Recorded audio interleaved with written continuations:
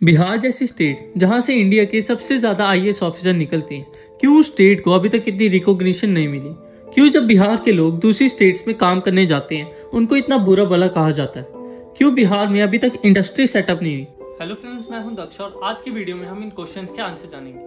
हम जानेंगे कि बिहार में ये सब कुछ पहले से था या वो अभी मॉडर्न टाइम में ही हुआ। बिहार की इस कंडीशन के लिए दो मेन रीजंस हैं, जिसको जानने के लिए हमें हिस्ट्री में जाना होगा जब इंडिया के ऊपर ब्रिटिशर्स का रूल था। अब फर्स्ट मेन रीजन है परमानेंट सेटलमेंट एक्ट 1793। जब मद्रास और मुंबई में परमानेंट सेटलमेंट एक्ट चल रहा था, जिसके अकॉर्डिंग पीपल को अपनी इनकम के अकॉर्डिंगली ही ब्रिटिशर्स को टैक्स पे करना पड़ता था। वहीं ब्रिटिशर्स ने बिहार जैसी स्टेट के लिए ये डिसीजन लिया कि यहाँ पे जमींदारी सिस्टम ही फॉलो होगा, जिसके अकॉर्डिंग पीपल को हर मंथ एक फिक्स्ड अमाउंट ब्रिटिशर्स को पे करना पड़ता था। अब जो बिहार के पीपल हैं वो मोस्टली अपने लाइवलीहुड के लिए एग्रीकल्चर के ऊपर डिपेंड है, और वहीं एग्रीकल्चर की कोई गारंटी नहीं है, कभी वो अच्छी हो जाती है और कभी बुरी, जिसके चलते बिहार के जो पीपल हैं उनको बहुत ही डिफिकल्टी का सामना करना पड़ा।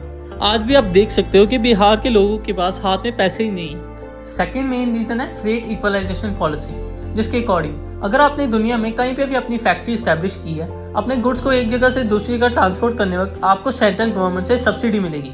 यानी अगर आपने अपने गुड्स को एक जगह से दूसरी जगह ट्रांसपोर्ट किया तो आपको एक फिक्स्ड अमाउंट ही गवर्नमेंट को पे करना पड़ेगा। अब आप बिहार को तो जानते हो कि वहाँ पे वाटर की कितनी कमी है, पर रिसोर्सेज में बिहार बहुत ही अच्छा है। इसलिए जितने भी बिग ओनर्स थे वो बिहार से रिसोर्सेज को एक्सप्लॉइट करते और दूसरी स्टेट्स जो कि वाटर के बिल्कुल करीब है वहाँ पे इंडस्ट्रीज को सेटअप कर देते थे। यही मेन रीजन है जिसके चलते बिहार में आज तक इंडस्ट्री सेटअप नहीं हुई। बिहार के लोगों को दूसरी स्टेट्स में काम करने के लिए जाना पड़ता है। बिहार के लोगों के हाथ में पैसे ही नहीं बचते, उनको दूसरे लोगों के बुरा भला सुनना पड़ता है। अगर वीडियो में से कुछ सीखने को मिला हो तो लाइक के बटन को ठोकना और चैनल को जरूर सब्सक्राइब करना।